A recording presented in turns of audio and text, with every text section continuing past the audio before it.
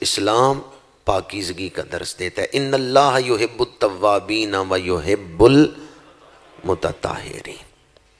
سورہ توبہ میں فرمایا لمسجد اسس علی التقوی من اول یوم احق ان تقوم فیہ رجال یحبون ان یتطہروا واللہ یحب المطہرین.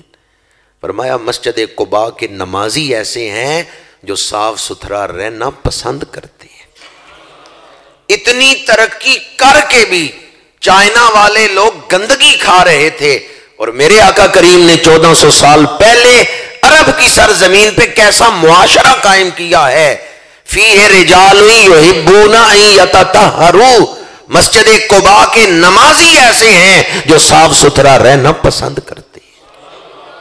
ایک حدیث پاک آپ کو سنا رہا ہوں جس کو ضرورت ہے کہ ہم اس کو اپنے معاشرے تک پہنچائیں اور بلدیہ تک اس کو پہنچائیں، انتظامی جو لوگ ہیں ان تک پہنچائیں.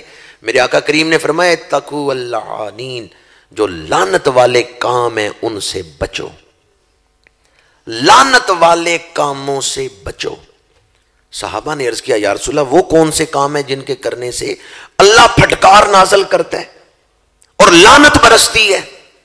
فرمایا راستوں میں پخانہ کرنے سے. جہاں سے کسی نے گزرنا ہے وہاں پخانہ کرنا، دیوار کے سائے میں پخانہ کر دینا، درخت کے سائے میں پخانہ کر دینا، پیشاب کرنا، اس سے لعنت برستی. آج کل ہمارے ہاں لوگ سڑک پہ پیشاب تو نہیں کرتے لیکن گندگی لا کے سڑک پہ ڈال ضرور دیتے.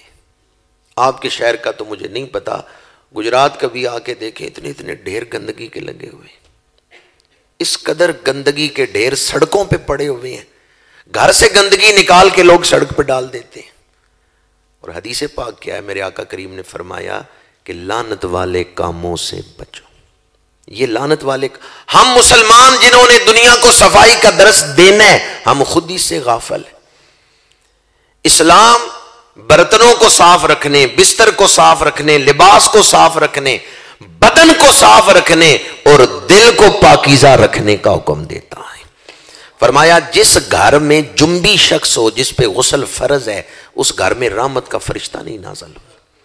اور یہ حدیث تو آپ نے 12 مرتبہ سنی ہوگی، سینکڑوں مرتبہ سنی ہوگی. میرے آقا سواری پہ سوار تشریف لے جا رہے ہیں، سواری اچھلی، فرمایا ان 2 قبروں میں عذاب ہو رہا ہے.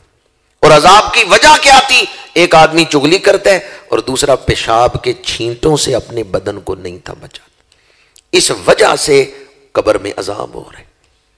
تو میرے آقا کریم نے اس پر وعید بیان کی ہے کہ اگر گندگی اختیار کرو گے، اگر سڑک پہ گندگی ڈالو لعنت اور پھٹکار کے مستحق، اگر اپنے جسم کو پیشاب کے چھینٹوں سے نہیں بچاتے عذاب قبر کے مستحق.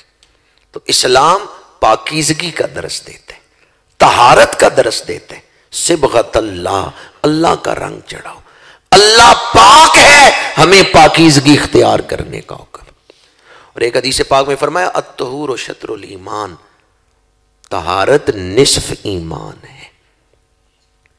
صبغت اللہ کے حوالے سے میں نے تھوڑی سی تشریح